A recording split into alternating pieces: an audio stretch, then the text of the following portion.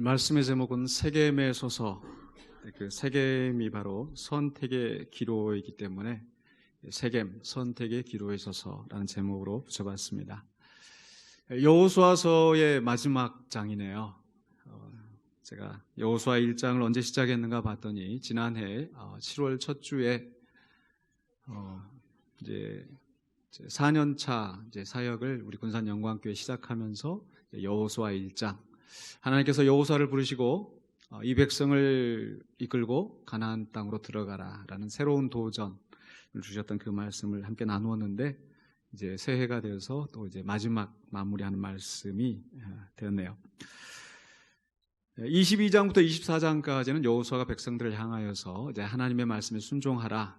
그러니까 그 앞에 보면 이제 전쟁의 이야기가 나오고 또 땅을 다 분배하고, 그래서 21장까지 땅을 다 분배한 다음에 이제 그 땅에서 어떻게 살아야 될지를 권고하는 말씀이 바로 22장부터 24장까지 세 장에 걸친 말씀이었습니다. 그 중에서도 이제 23장과 24장은 여호수아가 늙었을 때 죽기 전에 마지막 그 유언과 같은 그 말씀이었었고, 그 가운데서도 이제 지난주에 나누었던 23장은 이제 먼저 지도자들을 불러 모아놓고 권면하는 말씀이었습니다. 여호와를 가까이 하라, 주의 말씀에 순종하라 라고 하였던 그 말씀이었었죠. 그리고 나서 오늘 24장에 오면은 이제 여호수아가 이스라엘 모든 지파를 다 모아놓고 또 그 대표자들을 그 앞에 세워놓고 이제 언약을 갱신하는 그런 내용인데요. 그곳이 어디에서 일어났는가 보면 세겜이라는 장소가 나옵니다. 24장 1절에서 여호수아가 이스라엘 모든 지파를 세겜에 모으고 이스라엘 장로들과 그들의 수령들과 제사장들과 관리들을 부르매 그들이 하나님 앞에 나와 선지라. 그러니까 지금 상황은 세겜에 다 모아 있고 거기에서 지금 하나님 앞에 대면하여 있는 상황입니다. 그리고 나서 이제 오늘 봉독한 말씀 마지막 그 부분에 25절에서 그날에 여호수아가 세겜에서 백성과 더불어 언약을 맺고 그들을 위하여 율례와 법도를 제정하였더라. 그러니까 지금 이 세겜이라 하는 곳에서 지금 이제 하나님 앞에 언약을 갱신하였던 그런 상황입니다. 왜 세겜일까요? 여러분, 세겜 아마 그렇게 익숙하지 않은 지명이실 것 같아요. 세겜이 익숙하지 않으실 텐데 왜 굳이 지금 여호수아는 세겜의 모든 지파들을 다 모았을까 하는 것을 우리가 함께 생각해 보려고 합니다. 사실 그 이전에 그 여호수아서에서 그 중심지가 되었던 곳은 바로 이제 길갈이라는 곳이 있었습니다. 제가 예전에 와서 우리 교회에서 부흥회 할 때 길갈로 가자라는 말씀을 선포한 적이 있었는데, 바로 이스라엘 백성이 요단강을 건너서 와서 할례를 하고 그리고 그곳에서 여호와의 군대 대장을 만나게 되죠. 그리고 이제 그의 인도하심 가운데서 그 싸움을 하는데, 바로 그 길갈이라고 하는 것이 이 전쟁을 할 때 그 베이스 캠프, 전초 기지, 그 중심지가 되었던 곳입니다. 그래서 9장에서 보면 이제 기브온 족속들이 여호수아에게 이제 화친을 맺으러 갈 때에 길갈 진영으로 가서 여호수아를 만납니다. 그랬더니 이제 10장에서 가서 보면은 여호수아가 모든 군사와 더불어 이제 길갈에서 올라왔다. 그러니까 길갈에서 이제 전절을 가다듬고 전쟁에 출전을 하고, 또 끝에 가서 이제 전쟁이 끝나고 나면 10장 43절에서 여호수아가 온 이스라엘과 더불어 길갈 진영으로 돌아왔더라. 그리고 또 나서 이제 북쪽으로 또 갈 때도 역시 길갈에서 나가서 전쟁을 하죠. 그러니까 이 길갈이라는 곳이 상당히 중요한 곳이었습니다. 그런데 그 이후로 또 이제 13장부터는 이제 기업을 분배하게 되는데, 14장에서 갈렙이 여호수아를 만난 곳이 길갈 진영이긴 했는데, 그 다음에 18장으로 넘어가면은요, 길갈이 아니라 실로라는 곳이 나옵니다. 18장 1절에서 이스라엘 자손의 온 회중이 실로에 모여서 거기에 회막을 세웠으며, 그러니까 그 말은 하나님의 회막이 이제 실로에 세워지고, 그리고 이제 실로에 모여서 거기에 회막을 세웠고 그 땅은 그들 앞에서 돌아와 정복되었더라 하면서 이 회막 앞에서 이제 그 제비를 뽑아서 또 7지파 또 레위 지파의 성읍들을 다 나누었었죠. 그래서 19장 51절에 제사장 엘르아살과 눈의 아들 여호수아와 이스라엘 자손의 지파의 족장들이 실로에 있는 회막문 여호와 앞에서 제비 뽑아 나눈 기업이 이러하니라. 그러니까 전쟁을 할 때 중심지는 길갈이었었고요. 또 땅을 분배할 때는 실로라는 곳에서 땅을 분배를 했습니다.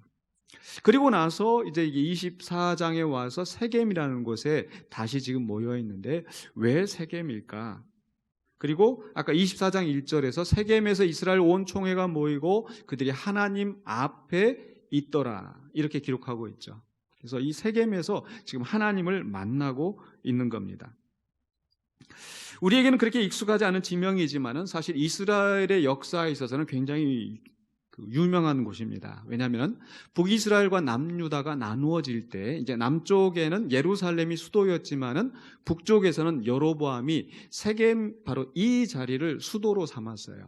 역사적으로 유명한 유적지이기 때문에 제가 지난주에 그 하노이 베트남에 가서 이제 하노이에서 사역을 감당하고 왔는데 사실 무식하게도 그 한에서 사역을 하고 나서 이야기를 나누다 보니까 그 하노이가 이 베트남의 현재 수도라는 것을 그때 가서 알았습니다. 저는 수도가 어디 긴가민가 하면서 사이공 그러니까 호치민시 아닌가 그랬더니 그 예전에 이제 호치민 그 시가 그 사이공에서 이제 그 공산 정권이 있을 때 수도였었고 그 남쪽에 있고 북쪽에서는 한 1000년 때부터 그 우리나라의 화산 이씨의 그 조상 되시는 분이 그 베트남에서 그 왕조가 그 하노이를 수도로 세워서 거의 한 1000년 동안에 이 하노이가 수도였다고 그러더라고요. 네, 그래서 제가 무식한 것을 또 한번 이렇게 깨닫고 왔는데 어쨌든 그게 중요한 게 아니고 그러니까 이 하노이라는 도시가 수도였던 것처럼 이 세겜이라고 하는 곳이 이 북이스라엘의 수도였었어요. 그리고 남쪽에서는 예루살렘이 있었고 그런데 이 세겜이라는 곳이 도대체 어떤 곳인가? 그 이름이 어깨다, 어깨에 짐을 지다라는 그 뜻에서 나오는 그 샤캄에서 세겜이라는 그 단어가 나왔어요. 어깨.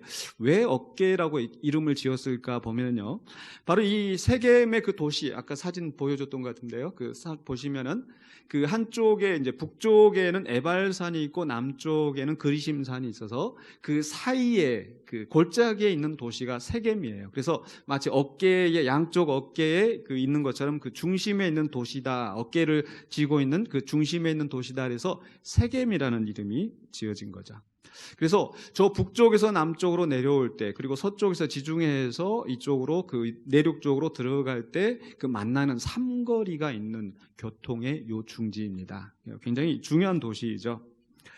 그런데 이런 그 지형적인 특성 외에 이스라엘의 역사에 있어서 이 세겜이라는 곳이 굉장히 중요한 의미가 있는 곳이에요. 왜냐하면요, 먼저 첫 번째로 창세기 12장에서 보면요, 아브라함 때부터 이 도시가 굉장히 유명한 곳이었습니다. 왜냐하면은 12장 6절에 보시면은요, 아브라함이 그 땅을 지나 세겜 땅 모래상수리 나무 아래 이르니 그때 가나안 사람이 그 땅에 거주하였더라. 그러니까 지금 12장 1절에서 하나님께서 아브라함을 부르시면서 내가 너에게 지시할 땅으로 가라 해서 아브라함이 이제 저 북쪽에서부터 이제 하란에서부터 이렇게 쭉 내려와 가지고 그 앞에 지도를 보여주실래요? 앞에 지도 없어요? 네, 한 칸. 그 저 위에서부터 쭉 그렇죠. 저 하란에서부터 이렇게 쭉 내려와 가지고 이 왼쪽에 보시면 이제 세겜이라는 곳이 있죠. 그 가나안 땅 거기에 이제 처음 그 입성해서 도착한 곳이 바로 세겜입니다. 바로 그 세겜에 왔었을 때 7절에 보시면은요, 여호와께서 아브라함에게 나타나 이르시되 내가 이 땅을 내 자손에게 주리라 하신지라. 그래서 세겜 땅에 와서 하나님께서 내가 이 땅을 네 자손에게 주겠다. 그랬더니 아브라함이 어떻게 해요? 자기에게 나타나신 여호와께 그가 그곳에서 제단을 쌓고 하나님께 예배하였습니다. 그러니까 처음 도착해서 하나님의 약속을 받고 그곳에서 제단을 쌓았으니까 얼마나 유서 깊은 도시겠습니까? 마치 익숙할지 모르겠으나 미국으로 치자면 보스턴 항구에 도착해서 그곳에서 처음 시작하고 그래서 보스턴이 굉장히 역사적인 유적지더라고 미국에서는. 그래서 그런 것처럼 이 세겜이라고 하는 것이 굉장히 그 시초에 그 처음 발을 디뎌서 하나님을 예배하였던 것, 굉장히 유서 깊은 것이죠. 그 다음에 역사에 보면은요, 창세기 33장과 34장에서 이제 야곱 때에 또 한 번 이 세겜이 언급됩니다. 즉 야곱이 그 쌍둥이형 에서와 함께 장자의 명분을 두고 다투고 또 장자의 축복까지 다 가로챘잖아요. 근데 가로챘는데 그것 때문에 이제 에서의 미움을 받아서 이제 에서가 죽이려고 달라드는 거예요. 그러니까 그 야곱이 어떻게 해요? 저 하란으로 이제 도망가요. 이제 명분은 이제 아내감을 이제 구하러 간다 해서 하란으로 갔다가 거기서 레아와 라헬을 만나고 자식들 낳고 뭐 그렇게 해서 이제 쭉 다시 내려와요. 귀환을 하는데 33장 18절에서 보시면은요. 야곱이 밧단 아람에서부터 평안히 가나안 땅 세겜 성읍에 이르러 그 성읍에 장막을 치고 돈을 주고 그 땅을 샀어요. 그리고 나서 거기서 제단을 쌓고 그 이름을 엘 엘로헤 이스라엘, 이스라엘의 하나님이라 그렇게 이름을 지었단 말이죠.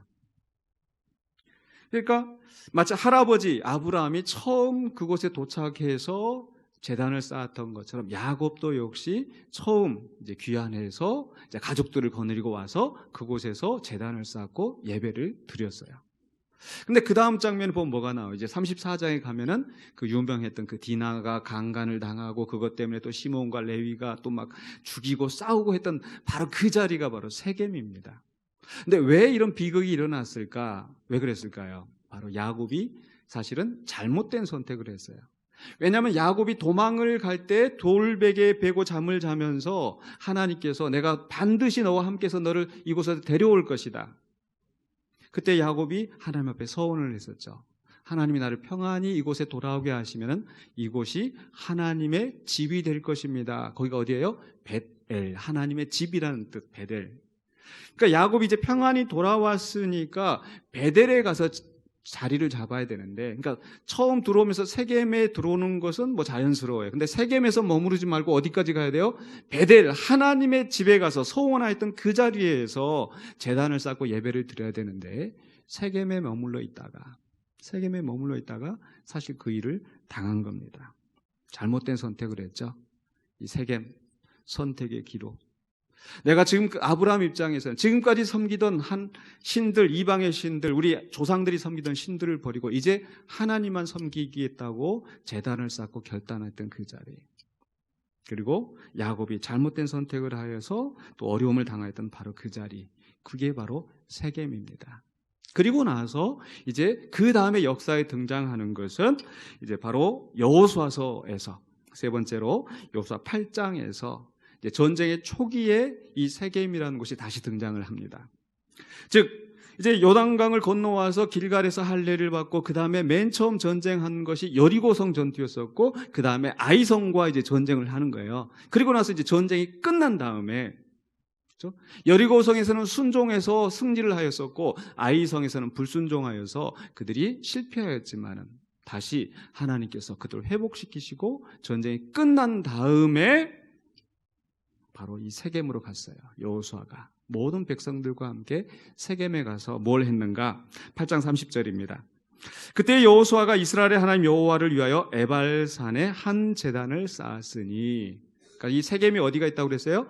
에발산과 그리심산 사이에 있는 그곳 바로 이 세겜에서 제단을 쌓고 33절에 온 이스라엘과 그 장로들과 관리들과 재판장들과 본토인뿐 아니라 이방인까지 여호와의 언약궤를 맨 레위 사람 제사장 앞에서 궤 좌우에 서되, 그러니까 여호와의 언약궤는 세겜에 놓여 있고 궤 언약궤 좌우로 바로 에발산과 그리심산에 6지파 다 지금 서 있는 거예요. 왜 그렇게 서 있어요? 이는 전에 여호와의 종 모세가 이스라엘 백성에게 축복하라고 명령한 대로 합니다. 신명기 27장에 보면은 모세가 여호수아에게 이제 이 백성을 데리고 그 땅에 들어가거든 바로 그 세겜에 가서 에발산과 그리심산에 가서 쌍둥이 산이니까 그래서 한쪽에 6지파가 한쪽에 6지파가 서서 바로 복과 저주를 선언하라. 하나님의 말씀에 순종하면 복을 받을 것이다. 아멘, 아멘, 아멘. 하나님의 말씀을 어기고 불순종하면 벌을 받을 것이다. 아멘, 아멘, 아멘 하고 그 복과 저주가 선포되었던 자리가 어디예요? 세겜이에요, 세겜. 전쟁 초기에. 그리고 나서 이제 여호수아가 나이 많아 늙었고 죽기 전에 온 이스라엘 백성을 다 모아놓고 그 늙은 몸, 불편한 몸 이끌고 세겜으로 간 거예요. 왜 세겜으로 갔을까요? 그게 오늘 말씀의 포인트입니다.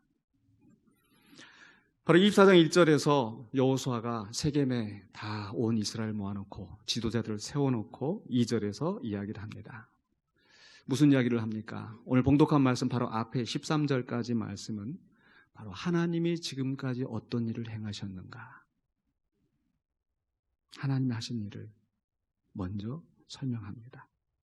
2절에서 여호수아가 모든 백성에게 이르되 이스라엘 하나님 여호와께서 이같이 말씀하시기를, 하나님의 말씀을 그대로 일러주는 거예요. 옛적에 너희의 조상들 곧 아브라함의 아버지 나홀의 아버지 데라가 강 저쪽에 거주하여 다른 신들을 섬겼으나, 그전에는 다른 신들을 섬기고 있었는데 지금 이 다른 신들을 섬겼던 그 과거의 이야기를 하는 것도 중요해요. 왜냐하면 지금 여호수아가 백성들에게 선포하는 말씀이 뭐예요? 너희가 이제 다른 신을 섬길래 여호와를 섬길래. 우리의 조상 아브라함의 아버지 데라는 다른 신들을 섬기고 있었는데 하나님께서 아브라함을 부르셔서 그에게 약속을 주시고 하나님을 섬기게 되었다. 바로 그 얘기를 하는 거죠. 바로 그게 그 다음에 이제 3절에 나오는 거야. 너희의 조상 아브라함을 강 저쪽에서 이끌어내어 저 유브라데 강 유역에서부터 이끌어내서 가나안 온 땅을 두루 행하게 하고 그의 씨를 번성하게 하려고 그에게 이삭을 주고, 하나님이 약속하신 대로 이삭을 주시고 그 자손을 번성하게 하셨다는 거죠. 그래서 바로 이 세겜 이 자리에서 하나님께서 아브라함을 부르시고 약속을 주셨던 자리야. 그 역사적인 자리, 그 현장에 지금 있는 거예요. 그리고 그 이후에 바로 이 야곱의 자손들이 무슨 일이 있었는가? 애굽에서 큰 박해를 겪다가 하나님이 열재앙으로 그들을 구출하시고 또 홍해를 가르시고 또 광야에 방황이 있었지만 그 가운데서 요단강에서 그 원수들을 정복하게 하시고 여리고성을 정복하게 하시고 여기까지 오게 하셨다는 거죠. 그래서 12절에 내가 왕벌을 너희 앞에 보내어 그 아모리 족속의 두 왕을 너희 앞에서 쫓아내게 하였나니 너희의 칼이나 너희의 활로서 이같이 한 것이 아니며, 하나님 하신 말씀이에요. 지난주에 우리 23장에서 나눴던 것처럼 하나님이 친히 싸우셨다. 그들이 군대를 조직하여서 그들이 나간 것 같았는데 그들이 싸운 것이 아니라, 그들의 창과 칼로 이긴 것이 아니라 하나님이 싸우셔서 하나님이 이기게 하셨다는 거죠. 전쟁에서 승리하게 하신 하나님에 대해서 이야기합니다. 그리고 나서 13절에 내가 또 너희가 수고하지 아니한 땅과 너희가 건설하지 아니한 성읍들을 너희에게 주었더니 너희가 그 가운데에 거주하며 너희는 또 너희가 심지 아니한 포도원과 감람원의 열매를 먹는다 하셨느니라. 그래서 13절까지 해서 하나님이 하신 말씀을 그대로 증거하는데 그 말씀의 핵심은 뭡니까? 하나님의 신실하심.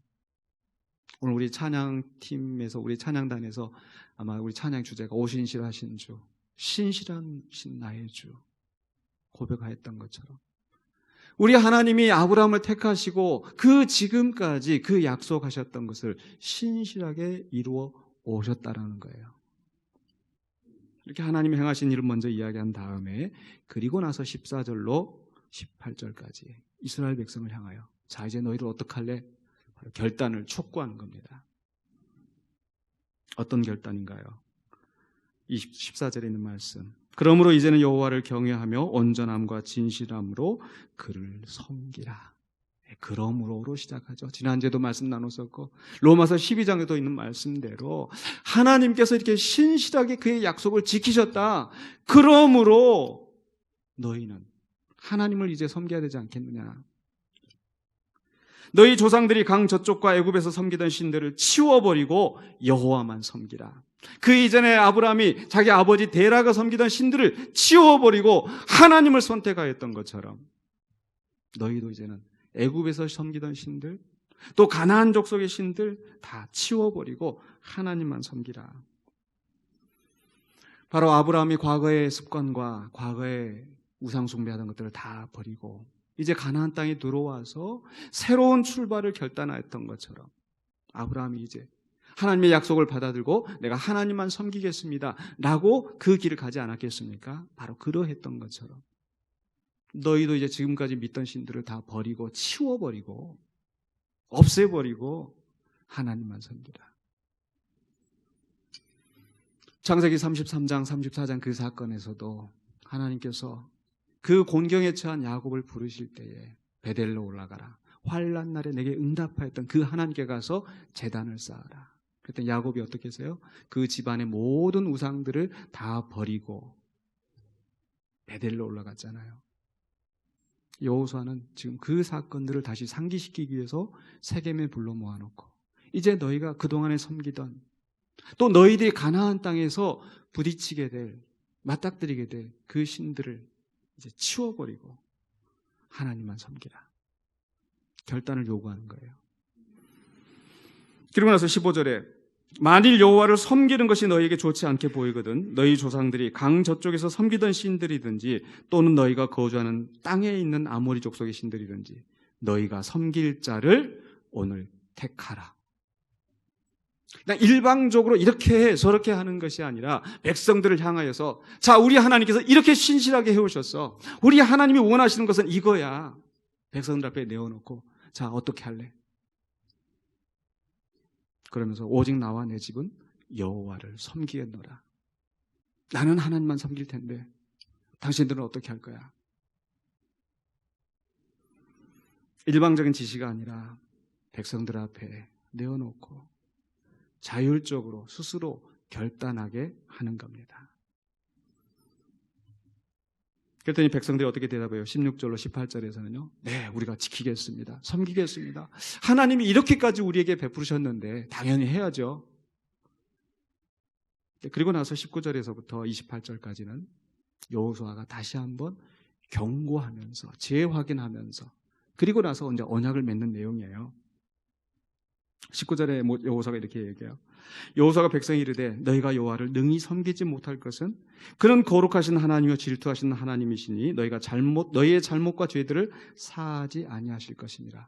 아니 기껏 여호와만 섬기라고 해놓고 너희가 능히 섬기지 못할 것이다. 이 얘기는 뭐예요? 지금 이제 하나님 앞에 서약을 해야 되는데 맹세를 해야 되는데 다시 한번 확인하는 거죠. 우리가 어디 사인하려고 그러면은 그 이제 인터넷 같은데 이렇게 가입하고 사인하려면 뭐예요? 이름 쓰고 하고 나서 다시 한번 이렇게 해라 이렇게 확인하는 과정들이 있잖아요. 이거 어기면 이거 잘못되면 큰 벌을 받는 거야. 잘 신중하게 생각해야 돼. 너희가 쉽게 하나님 섬길 수 있다고 생각하면 안 돼. 하나님은 거룩하신 분이야. 너희가 섬기겠다고 약속했다가 하나님을 버리면 그 하나님이 너희를 벌하실 거야. 그 경고를 하는 거예요. 그래서 20절에 만일 너희가 여호와를 버리고 이방 신들을 섬기면 너희에게 복을 내리신 후에라도 돌이켜. 복을 내리신 후에라도 돌이켜. 너희가 잘못된 선택을 하면 하나님을 버리면 복을 내리신 후에라도 돌이켜 너희에게 재앙을 내리시고 너희를 멸하실 것이다. 잘 생각해야 돼. 그 말씀을 듣고도 이스라엘 백성은 그래요. 섬기겠습니다. 하겠습니다. 그래. 그때 이제 여호수아가 돌을 가져다가 그들 앞에 세우고 이게 그 증거야. 너희들 약속했지? 이제 너희들이 섬기겠다고 해서 너희들 스스로 증인이야. 네, 맞습니다. 증인입니다. 거듭 재차 3차 확인을 받습니다. 그러면서 바로 여호수아는 바로 이 자리가 선택의 자리라는 것을 너희가 오늘날 섬길 자를 택하여라. 여호와를 섬기면 하나님께서 너에게 복을 주실 것이요 너희가 잘못된 선택을 하면은 너희들이 하나님이 너에게 복을 내리셨다 하더라도 돌이켜서 너희에게 재앙을 내리시고 너희를 멸하실 것이다. 바로 이 에발산과 그리심산에서 복과 저주를 선포하였던 것처럼 그래서 이스라엘 백성들에게 선택을 하게 하는 거예요. 그 선택의 결과에 따라서 복을 받을 것인지 저주를 받을 것인지 그 선택의 기로에 놓여 있다는 것을 상기시키고 있습니다. 여러분은 어느 선택을 하시겠습니까? 그 자리에 있다면. 이 여호수아의 기사의 구약에 이어서 이 세겜은 신약에서까지도 굉장히 중요한 의미가 있는 도시로 나옵니다. 아마 잘 모르실 거예요. 이름이 바뀌었기 때문에. 다섯 번째 우리가 생각할 것은 바로 요한복음 4장에서 또 한 번 그 선택의 기로에 선 한 여인이 나옵니다. 바로 수가성 여인. 바로 세겜이라고 했던 이 도시가 이제 로마의 지배 아래서 그곳이 이제 수가라고 하는 이름으로 바뀌게 되는데, 그곳이 야곱의 우물에서 가까운 곳이라. 그 바로 세겜 야곱의 우물이 있던 그 자리, 그곳에서 예수님이 사마리아인을 만나는 거야. 유대로 왔다가 갈릴리로 돌아가시네요. 항상 그 세겜을 지나가야 돼요. 교통의 요충지. 그리고 그 야곱의 우물에서 예수님이 수가성 여인을 만났어요. 잘 아시는 대로 그 여인이 예수님이 범상치 않은 인물인 걸 알았어요. 왜 나한테 물을 달라고 하세요? 예수님 물을 달라고 하니까. 예수님이 먼저 말을 거셨어요. 예수님 먼저 만나셨어요. 그곳에 찾아가셨어요. 보통 이스라엘 사람들은, 유대인들은 그 사마리아 사람들과 상종을 안 하기 때문에 멀리 돌아가요. 그 길로 안 가요. 예수님은 일부러 그 길로 가시고, 그 여인이 한낮에 물을 길러 나오는 그 자리에서 그 여인을 만나시고, 내 남편을 데려오라. 나 남편이 없습니다. 그래, 네가 전에는 남편이 5이 있었는데 지금은 없겠구나. 이런 얘기를 하다 보니까 이 여자가, 이 분이 범상치 않은 것을 알고 질문을 하죠. 무슨 질문을 합니까? 우리 조상들은 이 산에서 예배를 해야 한다 하고, 거기가 어디예요? 그리심산이잖아요. 당신네 조상들은 예루살렘에서 예배를 해야 된다고 하는데 도대체 어느 게 맞는 겁니까? 내가 무엇을 선택해야 됩니까? 어디로 따라가야 됩니까? 선택의 기로에서 메시아라고 생각하는 그분 앞에 질문을 던지는 거예요. 세겜에서. 예수님이 뭐라고 대답합니까? 21절에 예수께서 말씀하십니다. 여자여, 내 말을 믿어라. 이 산에서도 말고 예루살렘에서도 말고 너희가 아버지께 예배할 때가 이르리라. 아버지께 예배하는 자는 신령과 진정으로 예배할지니 하나님께서 이렇게 예배하는 자를 찾으신다. 무슨 말씀입니까? 예루살렘이 아니야. 그리심산도 아니야. 바로 메시아. 나를 통하여서 하나님 앞에 나아갈 수 있다는 그 길을 보여주었고, 여인은 그 즉시로 물동이를 버리고 동네에 가서 내가 메시아를 만났다. 많은 사람들이 와서 그 예수님의 말씀을 듣고 예수님을 선택하고 구원을 받았습니다. 그 당시에 바리새인과 서기관들이, 예루살렘의 그 지도자들이 전통과 관습에 쌓여서 예수님을 보지 못하고 배척하였지만, 그들이 멸시하였던 그 사마리아 여인이 5 남자를 선택하고 그 인생의 쓴맛을 다 겪으면서 실패했던 그 여인이 예수님을 만나고 예수님을 선택하고 구원을 받고, 또 그 사마리아 사람들이 구원을 받았습니다.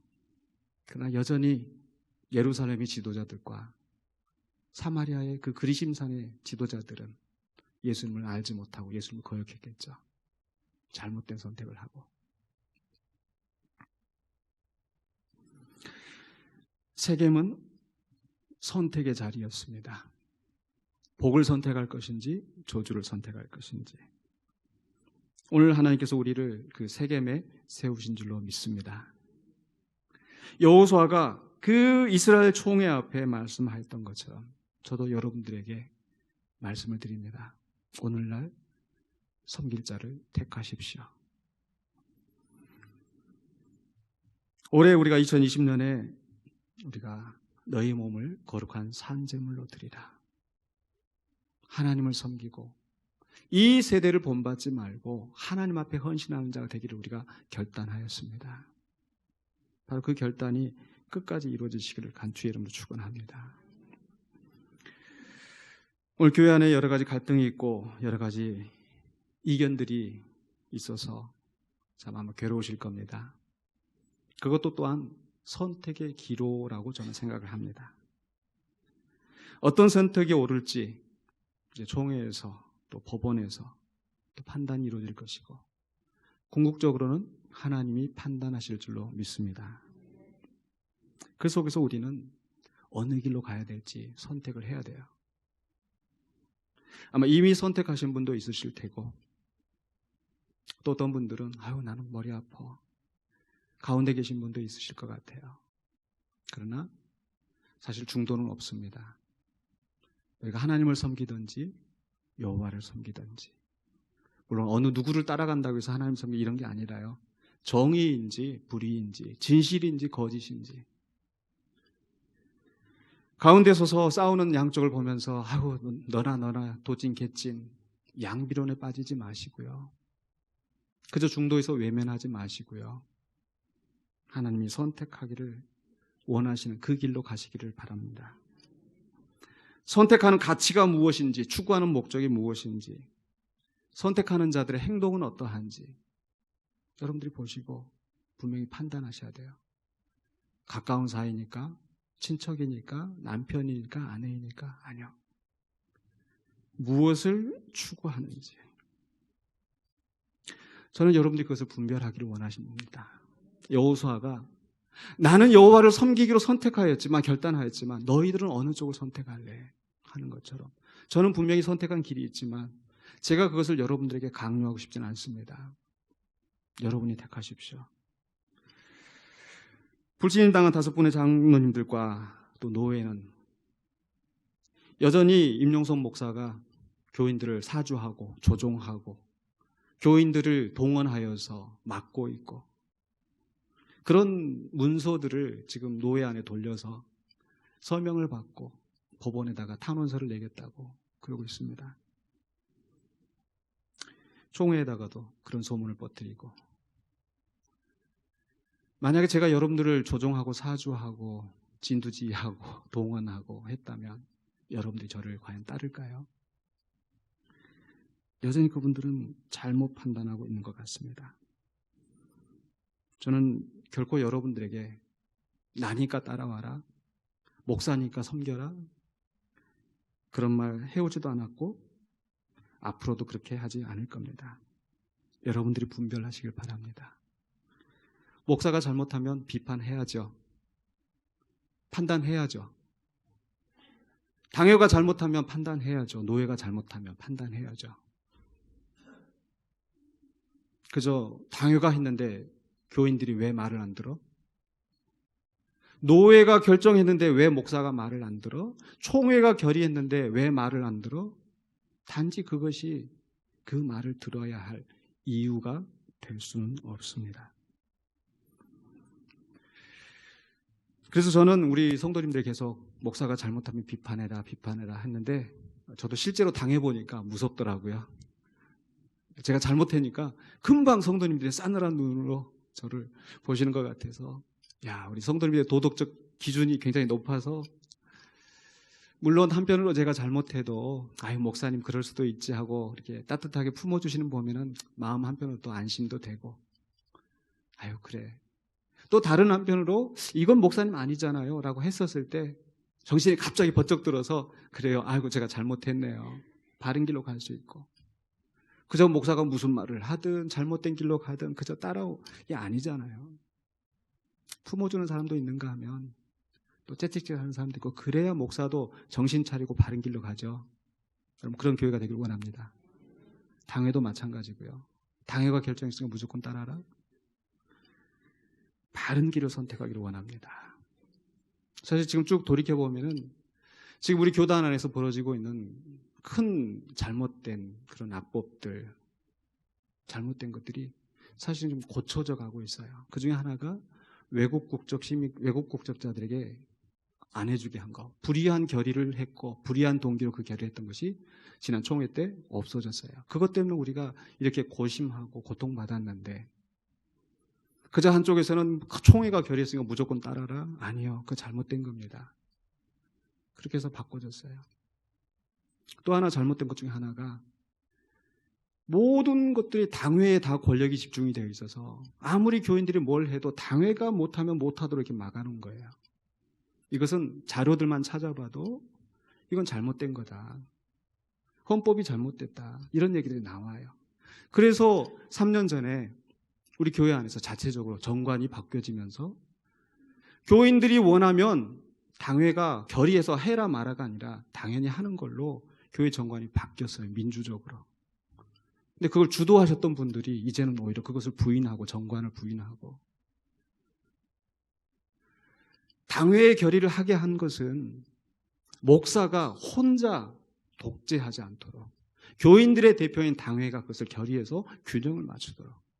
근데 교인들이 원하는데 교인들의 대표가 그것을 거부하고, 아니, 그래서 안 된다는 거예요. 그래서 우리 교회 정관은 더 민주적으로 바뀌었는데 그것을 부인하고, 그래서 노예법에 헌법이 이렇게 돼 있으니까 그거 따라가라? 아니잖아요. 세 번째 또 한 가지 악법이 있습니다. 그게 뭐냐면, 지금 이제 제가 당한 경우인데, 면직, 아마 여러분 그런 문자를 받았을 거예요. 뭐 백종가 뭔가 해서 면직을 당했으면 당연히 헌법에 따라서 효력이 발생이 돼서 이렇게 해야 되는데, 그것도 역시 악법인 이유가, 원래 법에는 무죄 추정의 원칙이 있습니다. 상소하고 항고에서 대법원에서 확정되기까지는 무죄로 추정을 하고 그걸 하는 거예요.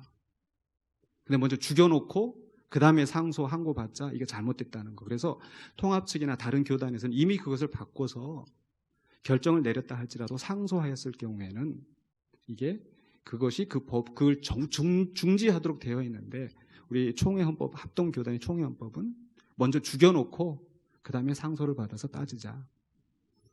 이게 일반 법 원리에도 어긋나 있는 건데, 여전히 그걸 가지고, 그 잘못된 법을 가지고 목사가 자중하고 있어야지, 기도하고 있어야지. 죄송합니다. 오늘 내가 이럴 생각은 안 했는데 원고에도 이렇게 좀 됐네요. 죄송합니다.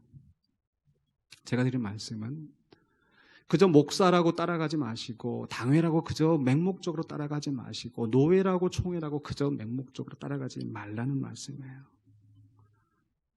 하나님 앞에 무엇이 온전한 것인지, 하나님의 선하시고 기뻐하시고 온전하신 뜻이 무엇인지 분별하고, 거기에 필요하면 목소리를 내고, 그래야 의의가 세워지지 않겠습니까?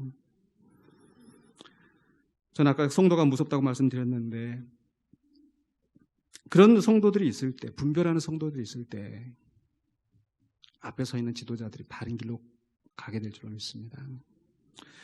예전에 노무현 대통령 이런 일이 있었습니다. 노무현 대통령 굉장히 모든 국민들 막 지지를 받으면서 이렇게 하고 있을 때 한 번 그 지지도가 확 꺾인 적이 있었어요. 언제인지 혹시 기억하십니까? 김영삼 대통령 찾아가서 그 앞에서 이거 총재님이 주신 시계입니다라고 이렇게 소위 세상편으로 알랑방구 끼는 거 보고, 저도 노무현 대통령 아니야. 그때 노무현 후보 아니야. 그렇게 한 적이 있었어요.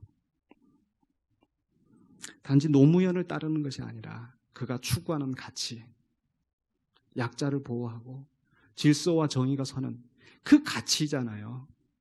마찬가지로 오늘 우리의 성도들도 단지 목사니까 따라가고 노예니까 따라가는 거, 그가 추구하는 가치가 무엇인지, 그가 세우고자 하는 정의가 무엇인지 그것을 분별하고 따라가야 된다는 얘기입니다. 그게 바로 시작할 때 있었던 그 본헤퍼 목사, 디트리 본헤퍼 목사가 독일 루터파 교회 목사였습니다. 그 당시에 루터 교회가 교단이 다 변절하여서 히틀러를 찬양하고, 이 히틀러야말로 우리 경제와 사회를 구원하기 위해서 세운 지도자다, 하나님이 보내신 지도자다 하고 온 교회가, 루터 교단이 다 그를 추앙했어요. 마치 우리나라 역사에 보면은 신사참배를 총회가 결정을 하고 거기에 교단이 굴복하였던 것처럼, 독일 교회가, 루터파 교회가 굴복하였을 때 우리 그 신사참배를 거부했던 주기철 목사님처럼 이건 잘못됐다, 이건 아니다 라고 하면서 반히틀러, 반유대주의를 비판하면서 이건 아니야 라고 했던 사람이 바로 본헤퍼 목사님이었습니다. 그리고 그는 미국에서의 모든 교수직과 그런 편안한 길, 그 전쟁에 휩싸였던 그 유럽을 떠나서 미국에서 교수 초청을 받을 수 있었는데, 오히려 그는 그곳을 버리고 독일로 돌아와서 그곳에서 반히틀러 운동을 하면서 그것 때문에 감옥에 갇히고, 그리고 평장에서 숨졌습니다. 그의 나이 39세였습니다. 우리가 무엇을 선택해야 될지 다시 한번 생각하게 합니다. 그분이 남기셨던 유명한 말이 있어요. 유명한 표현인데 바로 값싼 은혜. 루터파는요, 종교개혁을 익히면서 우리가 행위로 구원을 얻는 것이 아니라 믿음으로 구원을 얻는다. 근데 그게 값싼 은혜가 되어버릴 수 있다는 거예요. 이제 나는 구원 받았으니까, 나는 이제 천국 가니까 지멋대로 살면서 그렇게 구원 받았다고 하는 사람들. 그럼 오늘 여호수아가 뭐라고 말합니까? 복을 내리셨을지라도 하나님이 돌이켜 너희에게 재앙을 내리실 것이라. 하나님의 은혜를 값싼 은혜로 치부하지 마시기 바랍니다. 그래서 보네퍼 목사님은 그 성도들을 향하여서 외치는 거예요. 값싼 은혜는 우리 교회의 치명적인 적이다. 값싼 은혜에 머물러 있지 마시고 옳은 길이 무엇인지 바른 길이 무엇인지 분별하시고 그 길을 선택하며 가시기 바랍니다. 때때로 정말 어떻게 저분은 그러실 분이 아닌데 거기에 그렇게 휩싸여 가서 왜 이렇게 앞뒤 분별 못하고, 여러분들이 판단하시기 바랍니다. 무엇이 진리고 무엇이 정의인지 그 사람이 하는 것을 보고 그 열매를 보고, 그 속을 우리가 알 수가 없지만 그걸 보면 무엇을 선택해야 될지, 또 우리가 추구하는 가치가 무엇인지, 무엇을 위하여서 지금 이 싸움을 하고 있는지 분별하시고 바른 선택을 하시기를 주의 이름으로 축원합니다. 기도하겠습니다. 거룩하신 아버지 하나님을 감사합니다. 오늘 여호수아가 죽기 전에 모든 이스라엘 총회를 모아놓고 하나님 앞에 선택을 촉구했던 것처럼 오늘 우리가 주의 말씀을 생각하면서 이 시간에 우리의 결단을 주님 앞에 내어놓습니다. 비록 우리의 마음이 연약하고 둔하여서 때로 하나님을 배반하고 떠날지라도 여전히 신실하게 우리를 보호하시고 지키시는 하나님의 능력이 우리를 붙잡으실 줄로 믿습니다. 때로는 총칼의 위협 앞에서, 때로는 우리의 마음이 약하여져서 넘어지고자 할지라도 주의 능력으로 우리를 보호하시며, 때로 우리가 그 핍박과 박해를 지나갈 때에 하나님 보호하시며 반드시 주님의 승리의 자리에 서게 할 줄로 믿습니다. 그 날을 바라보면서 모든 고난과 주를 위하여 당하는 고난을 우리가 달개지고 의를 위하여 나아가는 우리 모두가 되게 하여 주시옵소서. 예수 그리스도 이름으로 기도하옵나이다. 아멘.